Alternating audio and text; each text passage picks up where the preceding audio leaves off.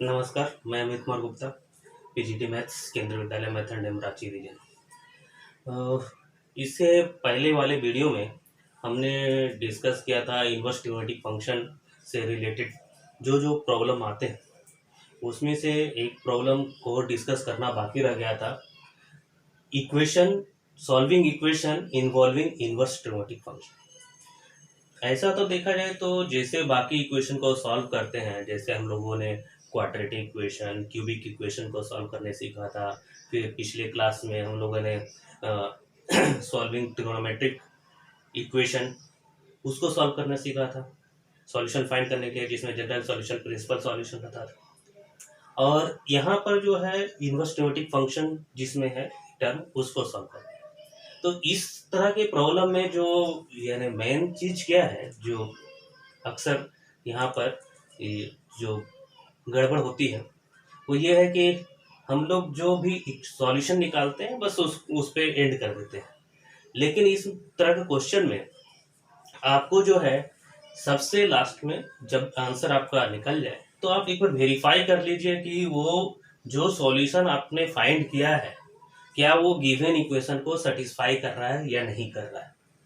तो ये आप देखेंगे। तो ऐसा यानी निकलने के पीछे रीजन भी ये रहता है कि हम लोग शुरुआत में कंडीशन को लेके नहीं चलते हैं। जैसे एक्स वाई लेस देन 1 है, -1 less than equal to x less than equal to 1 है, वो बिना अप्लाई किए डायरेक्ट फॉर्मूला अप्लाई करते हैं तो कुछ एक्सट्रेनस रूट आ जाता है। तो जो एक्सट्रेनस रूट आ जाता है तो उसी को हम लोग डायरेक्टली क्या है इक्वेशन में सब्स्टिट्यूट करके देख लेते हैं सेटिस्फाई कर रहा है या नहीं कर रहा है। अगर सेटिस्फाई कर रहा है तब तो कोई बात नहीं है, वही सॉल्यूशन हो जाए। तो हम लोग जैसे एक क्वेश्चन लेके चलते हैं तो उसी से आपको समझ में आने लगेगा कि इस तरह का प्रॉब्लम को आखिर किस तरह से करते हैं। जैसे एक क्वेश्चन है, solve tan inverse 2x plus tan inverse 3x equal to 5/4। यहाँ पर ध्यान रखना है कि यहाँ सॉल्व करने के लिए दिया है ना। बहुत सारे लोग क्या करते हैं, एलएचएस ले लेते हैं, आरएचएस प्रूफ करने का कोशिश करने लगते हैं, है ना। तो वो सब थोड़ा ध्यान रखना है। सॉल्व करना है मतलब जो अननोन क्वांटिटी है, जैसे यहाँ unknown quantity x, unknown variable जो है उसका वैल्यू फाइंड करना है। तो इसको मैं करता हूँ, सॉल्व करता हूँ। तो tan inverse 2x plus 3x divided by 1 minus 2x into 3x equal to 5/4। This gives 5x by 1 minus 6x square equal to, tan inverse को उस साइड ट्रांसपोज करेंगे 10π/4। या ऐसा भी सोच सकते हैं कि मैंने दोनों साइड 10 ऑपरेट कर दिया, 10π/4 इक्वल टू 1। अब अगर आप इसको क्रॉस मल्टीप्लाई करें तो 5x equal to 1 minus 6x, तो 6x square plus 5x minus 1 equal to 0। यहाँ पर फिर हम लोग फैक्टराइज करेंगे, उसमें भी थोड़ा ध्यान रखना पड़ता है। मिडिल टर्म स्प्लिट मेथड आप लोगों ने पढ़ा होगा पहले। तो इसमें मैं 6 और -1 को मल्टीप्लाई कर देता हूँ। 6 और -1 को मल्टीप्लाई कर दिया तो -6 आया। 6 को इस तरह से ब्रेक करना है कि 5 आ जाए, वो अभी सब्ट्रैक्ट करने का। तो आप 6 का जो फैक्टर होता है वो होता है 1 मल्टीप्लाइड बाई 6 या 2 मल्टीप्लाइड बाई 3। आप देखेंगे इससे भी 5 आ रहा है, इससे भी 5 आ रहा है, लेकिन आपको सब्ट्रैक्ट करके लाना है 5। तो ये आपका है, यानी इसी को आप लेना पड़ेगा। तो आप इसे 6x square plus 6x minus x minus 1 equal to 0, 6x common x plus 1 minus 1x plus 1 equal to 0, x plus 1 into 6x minus 1 equal to 0 which gives x equal to -1 comma 1/6। तो यहाँ पर दो value आ गया। अब क्या है कि आपने जब ये फॉर्मूला अप्लाई किया तो आपने ये कंडीशन तो देखा नहीं कि ये फॉर्मूला एप्लीकेबल तभी होता है जब इसका और इसका मल्टीप्लिकेशन का प्रोडक्ट 1 से कम हो। तो मैं यहाँ देख रहा हूँ कि मैंने तो वो लगाया नहीं, तो यहाँ जो दो वैल्यू आया ना, -1 और 1/6, तो आप डायरेक्टली सब्स्टिट्यूट करके यहाँ पर देख के सोचे कि क्या सेटिस्फाई कर रहा है। आप जब -1 पुट करेंगे तो ये 10 इनवर्स -2 आएगा, यानी उसका वैल्यू कुछ निगेटिव मिलेगा। 10 इनवर्स में जब पॉजिटिव नंबर रहता है तभी आपका पॉजिटिव वैल्यू मिलेगा। टेन इनवर्स माइनस टू आपका निगेटिव आएगा, टेन इनवर्स माइनस थ्री वो भी निगेटिव आएगा, जबकि राइट साइड में पॉजिटिव है, तो ये माइनस वन सेटिस्फाई नहीं करेगा। 1/6 ये पॉजिटिव तो सेटिस्फाई। तो आप या तो कंडीशन शुरुआत में लेके चले या लास्ट में जो है आप ये वेरीफाई कर ले। तो यहाँ पर क्या है कि x equal to -1 does not satisfy therefore while x equal to 1/6 touch, therefore x equal to 1/6। अब इसी तरह का क्वेश्चन जैसे है और भी है, tan inverse x minus 1/x-2 plus tan inverse x plus 1/x+2 equal to π/4। आप इसको सिंप्लीफाई कर सकते हो उसी तरह से, मैं इसको थोड़ा फास्टली कर देता हूँ। जैसे इसको किया था तो x minus 1/x-2 plus x plus 1/x+2 whole divided by 1 minus x minus 1/x-2 into x plus 1/x+2 equal to π/4। और आप जब टेन इनवर्स उधर ले जाएंगे तो वो 1 हो जाएगा। तो ये मैं मल्टीप्लाई करके लिखता हूँ x minus 1 x+2 plus x plus 1 into x minus 2। Denominator में x minus 2 into x plus 2 आएगा, यहाँ भी x minus 2 into x plus 2 आएगा, वो मैं नहीं लिख रहा हूँ, कैंसिल कर दिया।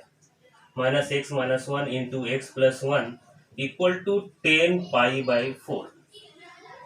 This gives x square plus 2x minus x minus plus x minus 2 plus x square minus 2x minus x minus 2 whole divided by x square minus 4 minus x square minus 1 equal to 1, which gives 2x square minus 4 divided by minus 3 equal to 1। This gives 2x square minus 4 equal to minus 3। This gives x square equal to 1/2। This imply x equal to plus minus 1/√। अब क्या करना है, इस तरह से तो solve कर दिया, ये सॉल्व करते गया, है ना, यहाँ फार्मूला लगाया टेन इनवर्स x। यहाँ पर मैंने कंडीशन अप्लाई नहीं किया, इसलिए आपको जो है कंडीशन अप्लाई नहीं किया तो जो दो वैल्यू मिला है आपको वो आपको चेक करना पड़ेगा कि क्या ये सेटिस्फाई करेगा या नहीं करेगा। तो आप देखें, अगर मान लीजिए कि प्लस 1/√2 ले तो 1/√2 माइनस 1 निगेटिव, 1/√2 माइनस 2 निगेटिव, तो ये ओवरऑल पॉजिटिव हो जाएगा। उसी तरह से ये भी पॉजिटिव हो जाएगा, तो इधर पॉजिटिव सेटिस्फाई कर जाएगा। जनरली इस तरह केस में यही होता है, आप पूरा एग्जैक्ट वैल्यू भी निकाल कर देख सकते हैं। तो एग्जैक्ट वैल्यू निकालने में तो काफ़ी कैलकुलेशन लेंदी हो जाए। और -1/√2 लेंगे तो -1/√2 माइनस 1 निगेटिव, -1/√2 माइनस 2 निगेटिव, तो अब ये और फिर एट लास्ट ये पॉजिटिव हो जाएगा, तो ये पूरा का वैल्यू भी पॉजिटिव आएगा। -1/√2 प्लस 1 पॉजिटिव, -1/√2 प्लस 2 पॉजिटिव, क्योंकि वो दोनों 1 से छोटा ही है, तो -1/√2 प्लस 1 पॉजिटिव आ जाएगा। तो ये पॉजिटिव, तो ये दोनों सेटिस्फाई करेगा। आप लास्ट में यही इसका लिखिएगा कि both this values of x satisfy the given equation, therefore x equal to plus minus 1/√2। तो इस तरह से आप इस तरह के क्वेश्चन को सॉल्व कर सकते हैं। एक और क्वेश्चन में लेता हूं, sine inverse 1 minus x minus 2 sine inverse x equal to π/2। ये सभी क्वेश्चन जो है आपको बुक में मिल जाएंगे, या तो एग्जाम्पल में होंगे या एक्सरसाइज में होंगे या मिसलेनियस एग्जाम्पल एक्सरसाइज में कहीं पर होंगे। तो आप देख सकते हो, आप जब एक्सरसाइज सॉल्व करने जाओगे तो उसमें कहीं ना कहीं ये सब क्वेश्चन मिलेगा या इस क्वेश्चन का हेल्प आपको मिलेगा। तो मैं इसमें क्या करता हूं, sine inverse 1 minus x, formula कोई अप्लाई नहीं कर पा रहा हूं, मैं इसको उधर ले आता हूं, π/2 plus 2 sine inverse x. Sine inverse 1 minus x, आप ऐसा कीजिए कि साइन अप्लाई कर दीजिए। तो साइन अप्लाई करेंगे तो आपका ये हो जाएगा, साइन उधर चला गया। अब ये तो कोई एंगल ही होगा, तो साइन π/2 प्लस थीटा आपका होता है कोस थीटा, तो कोस 2 साइन इनवर्स एक्स। अब ये कोई एंगल ही है, कोस 2 थीटा। कोस 2 थीटा का बहुत सारा फॉर्मूला आपने पढ़ा होगा। कोस थीटा के टर्म में भी, कोस थीटा के टर्म में था 2 कोस स्क्वायर थीटा -1। एक था साइन थीटा के टर्म में 1 माइनस 2 साइन स्क्वायर थीटा, एक था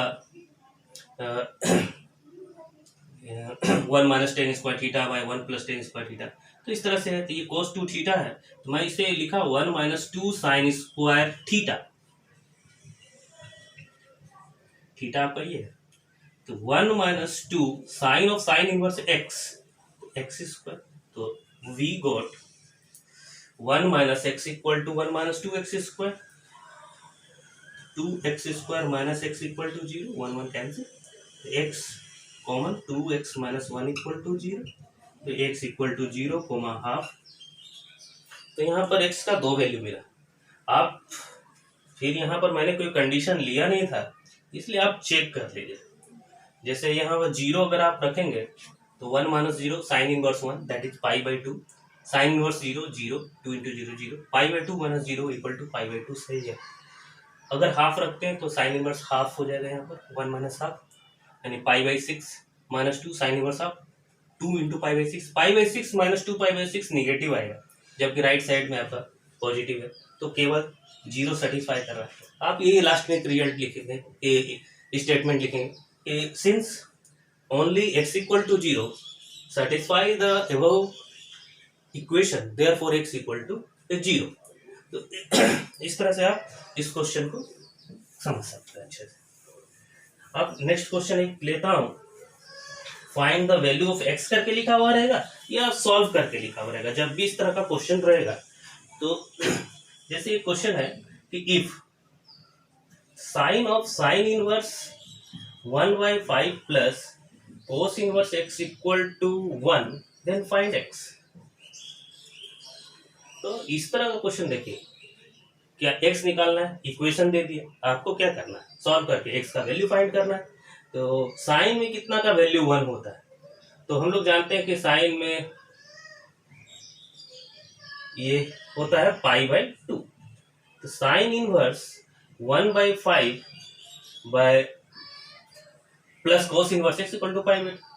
लेकिन हम लोग ये भी एक और फॉर्मूला पढ़े, ये तो हम लोग जानते थे जो क्लास 10 में पढ़े थे, साइन 90 इक्वल टू 1, उसी के हेल्प से। नेक्स्ट जो है ये देखिए, ये कौन सा फॉर्मूला पर बेस्ड है, sign inverse x plus cos inverse x, जानते होंगे क्या होता है, पाई by 2।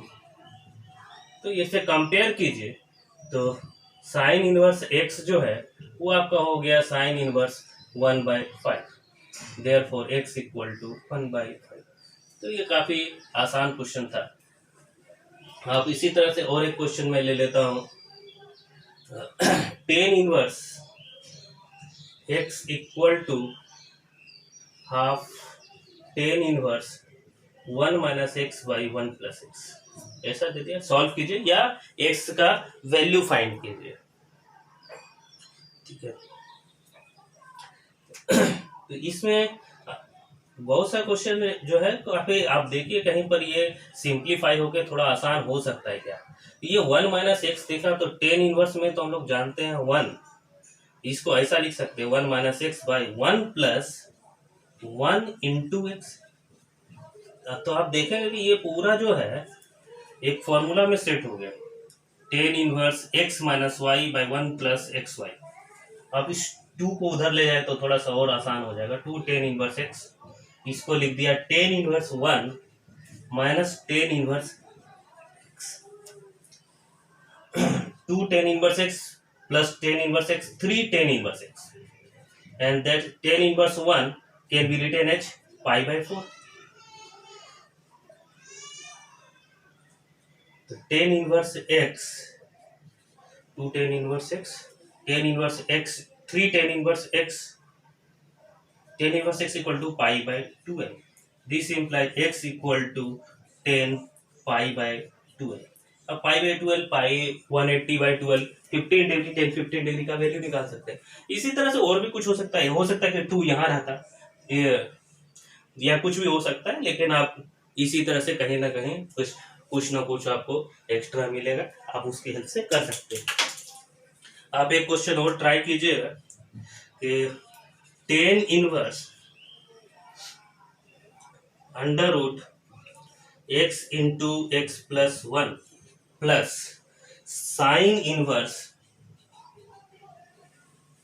Root over x square plus x plus one equal to pi by two. इसको सॉल्व कीजिए, अब इससे एक्स का वैल्यू फाइंड कीजिए।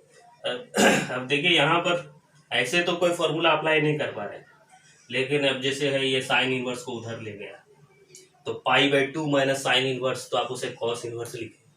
अब कॉस इनवर्स किसी भी इनवर्स ट्रिगोनोमेट्रिक फंक्शन को दूसरे इनवर्स ट्रिगोनोमेट्रिक फंक्शन में चेंज कर सकते हैं, तो उसका हेल्प लेके अगर आप उसे कॉस इनवर्स को टेन इनवर्स में चेंज करें, इक्वेट करें, तो आपको एक्स का वैल्यू मिलेगा। आप ट्राई कीजिएगा इसको।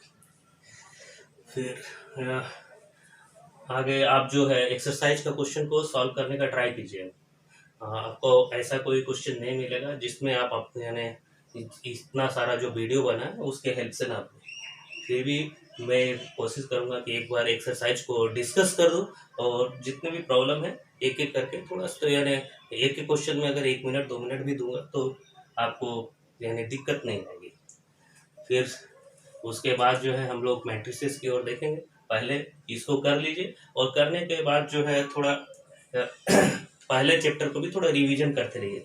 एक बात और बोलना चाहूँगा कि आप जब भी कोई टॉपिक पढ़ते हैं तो ख़त्म करने के बाद, जैसे एक टॉपिक आपका इनवर्स ट्रिगोनोमेट्रिक फंक्शन ख़त्म हो गया, तो एक बार जो उसके पहले वाला चैप्टर है, एक दिन उसके लिए समय निकालिए और उसको अच्छे से फिर से पढ़ लीजिए। तो इसी तरह से जब तीसरा चैप्टर स्टार्ट हो और तीसरा चैप्टर जब आपने ख़त्म किया, तो कोशिश कीजिए कि तीसरा चैप्टर जब ख़त्म हो गया है ना, तो पहला दूसरा चैप्टर को भी आपने रिवाइज कर लिया। तो आप क्या है कि रिवाइज करने कम से कम एक एक बार भी आप पढ़ते रहेंगे तो आप भूलेंगे नहीं। ये एक टेक्निक होता है कि आपका रिवीजन भी साथ साथ चलते रहेगा। नहीं तो एट लास्ट फिर क्या होगा कि आपने अप्रैल मंथ में पढ़ा रिलेशन फंक्शन, अब एग्जाम है आपका जुलाई में, अब ऑब्वियसली आप भूल जाएंगे। तो ये रिवीजन का जो प्रोसेस है वो साइमल्टेनियसली साथ साथ चलते रहना चाहिए। तो ये चीज़ को आप ध्यान रखेंगे तो आपको कभी कोई दिक्कत नहीं होगी। मैं भी अपने टाइम में ऐसे ही करता था कि अगर कोई चीज़ इस तरह का जो मुझे थोड़ा मुश्किल लगती थी तो मैं उसको रेगुलरली पढ़ता था। रेगुलर जैसे मुझे कोई एक सब्जेक्ट में संस्कृत में प्रॉब्लम हो रही थी तो मैं संस्कृत का चाहिए एक शब्द रूप है या धातु रूप है, चलिए उसको धीरे धीरे करके थोड़ा पढ़ लिया, 5-10 मिनट ही समय देता था रोज। और लास्ट ऐसा हो गया कि मुझे उसमें रिवीजन करने का जरूरत ही नहीं पड़ता था, क्योंकि वो सब सारे हो जाते थे आसानी से। तो आप भी थोड़ा सा रिवीजन के लिए अपना प्लानिंग साथ साथ करते रहिए। कोई भी सारे सब्जेक्ट में आप कर सकते हो, ऐसा नहीं कि सिर्फ मैथ्स में। तो जब भी चैप्टर फिनिश करिए या अपना प्लानिंग के अनुसार कीजिए, लेकिन रिवीजन जरूर कीजिए। फिर मिलते